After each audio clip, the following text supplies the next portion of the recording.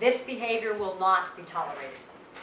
We can learn from this report and work harder to ensure the Tennessee General Assembly is a safe place to work and visit. Representative Durham's fate is now the decision of the voters of his district. In my opinion, Representative Durham's conduct, as described in the report, does not reflect the conservative values that the citizens of the 65th District should expect and deserve from their representation.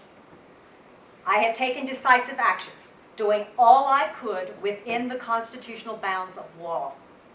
As Speaker, I cannot hire or fire members of the General Assembly. That determination is made by the voters. Had an employee engaged in this appalling behavior, I would have terminated their employment. In addition to calling on Representative Durham to resign many times, I formed the bipartisan ad hoc committee in order to conduct this investigation. After the preliminary report was issued by the Attorney General, I removed Representative Durham's office from the Legislative Plaza, limited its access to the legislative buildings, and ensured that he did not meet with anyone alone in order to protect the workforce.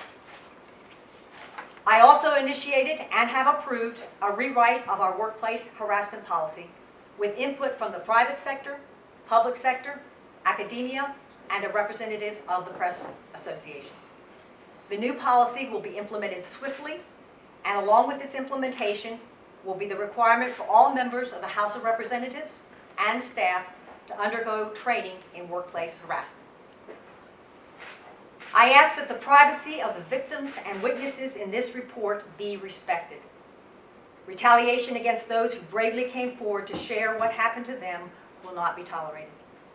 In the same vein, anyone who politicizes this issue is doing a disservice to the victims.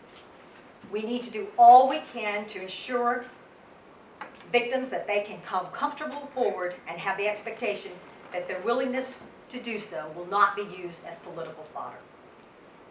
I appreciate the work of this bipartisan committee and especially the Attorney General on this matter, and I am confident that we will move forward as a stronger body. See that this is really an isolated incident, that most all the victims that came forward and talked, they were asked the question, is this typical behavior on the part of the legislature? And consistently the response was, it is not. But if he is reelected, do you think that is a danger? If he is reelected, he will remain outside of this office complex and have very limited access just for meetings, and I will not allow him to meet with any personnel alone.